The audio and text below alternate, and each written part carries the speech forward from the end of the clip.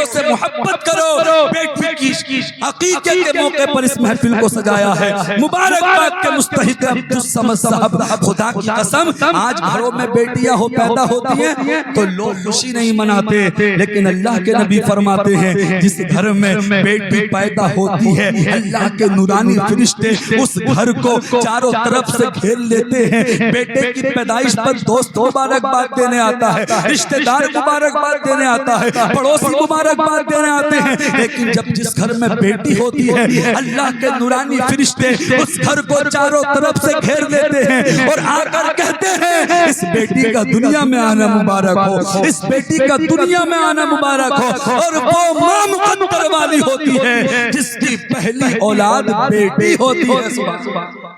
اور میرے آقا نے بیٹیوں سے محبت کرنے کا حکم دیا. خود میرے آقا نے بیٹیوں سے محبت کی اور بیٹیوں سے محبت کرنے کا حکم دیا. اور میرے نبی نے فرمایا فاطمہ میرے جگر کا ٹکڑا ہے.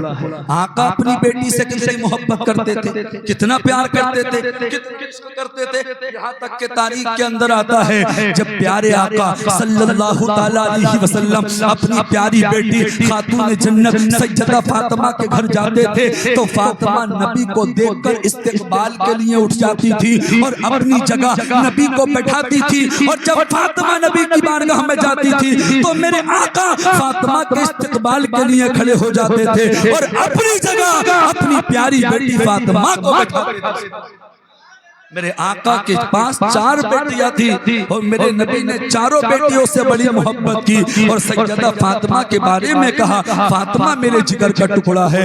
اے لوگوں ہمیں بھی بیٹیوں سے محبت کرنی چاہیے, بیٹیوں سے محبت کرنی چاہیے, بیٹیوں سے پیار کرنا چاہیے, بیٹیوں سے عشق کرنا چاہیے. شریعت تو یہ کہتی ہے اگر تم مارکیٹ سے اگر تم بازار سے کوئی کھانے یا پینے کی چیز لے کر آؤ اور بیٹے بھی گھر میں ہو بیٹیاں بھی گھر میں ہو تو وہ کھانے پینے کی چیز بیٹوں کے ہاتھ میں نہ دو بلکہ بیٹیوں کے ہاتھ میں.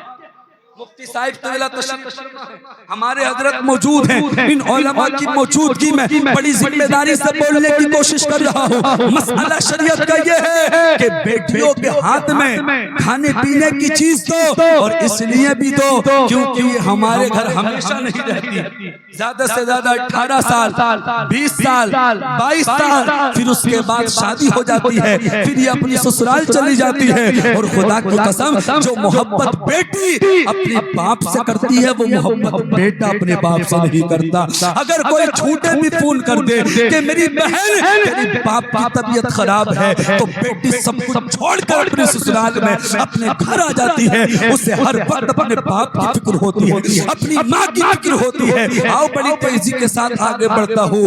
آج کچھ لوگ ہیں بیٹیوں سے محبت نہیں کرتے, بیٹیوں کو زندہ دفن کر دیتے ہیں, بیٹیوں کو مار دیا کرتے ہیں. اللہ اللہ تعریف بتاتی ہے جو بیٹیوں سے محبت کرتا ہے اللہ اس کو کتنا بڑا انعام دیتا ہے. ذرا ذہن کو قریب کیجئے اور محبتوں کے ساتھ سننے کی کوشش کیجئے. ایک گھر کے اندر ایک بچے کی جب پیدائش ہوئی تو وہ بچہ بیٹی کی شکل میں تھا. اللہ اللہ وقت گزرتا چلا گیا. جب اس گھر میں دوسرا بچہ پیدا ہوا تو وہ بھی بیٹی کی شکل میں پیدا ہوا. وقت گزرتا چلا گیا. جب اس گھر میں تیسرا بچہ پیدا ہوا تو وہ بھی بیٹی کی شکل میں ہوا. مختصر یہ چوتھا بچہ پیدا ہوا تو وہ بھی بیٹی کی شکل میں پیدا ہوا. 5واں بچہ پیدا ہوا وہ بھی بیٹی کی شکل میں پیدا ہوا. جیسے ہی اس گھر میں چھٹے بچے کی پیدائش ہوتی ہے تو وہ چھٹا بچہ بھی بیٹی کی شکل میں پیدا ہوتا ہے. اس کا شوہر اپنی بیوی کے پاس آیا اور آنے کے بعد کہنے لگا جب سے تو میرے گھر میں آئی ہے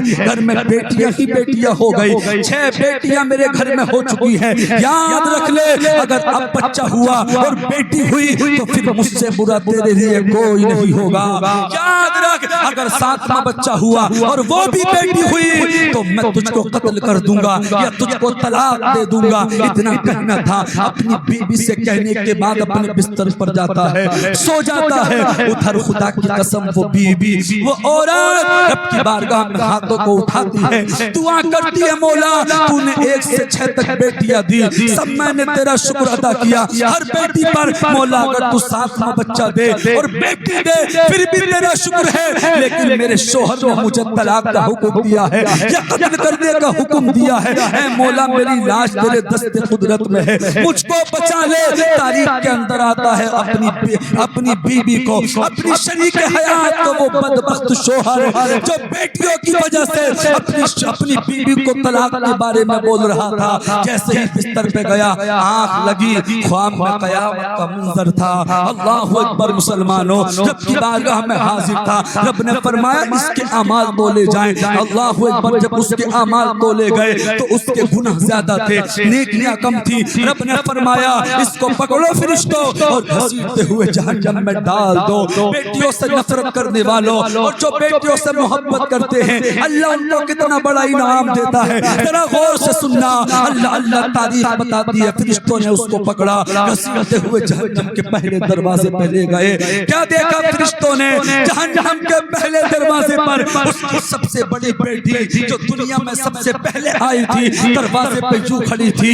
فرشتوں سے کہا، اے فرشتوں، یہ تو میرا باپ ہے، اس کی وجہ سے میں دنیا میں آئی ہوں، میں اپنے باپ کو جہنم میں نہ جانے دوں گی۔ فرشتے وہاں سے ہٹے، دوسرے دروازے پر پہنچے۔ مختصر کر دوں، ذرا غور سے سننا۔ دوسرے دروازے پر دوسری بیٹی کھڑی تھی۔ فرشتے تیسرے دروازے پر پہنچے، تیسرے پر تیسری بیٹی کھڑی تھی۔ چوتھے دروازے پر پہنچے، جہنم کے چوتھی بیٹی کھڑی تھی۔ پانچویں دروازے پر پہنچے، پانچویں دروازے پر پانچویں بیٹی کھڑی تھی۔ جیسے فرشتے چھٹے دروازے پر پہنچے تو سب سے چھوٹی بچی اس کی چھٹے دروازے پر کھڑی تھی۔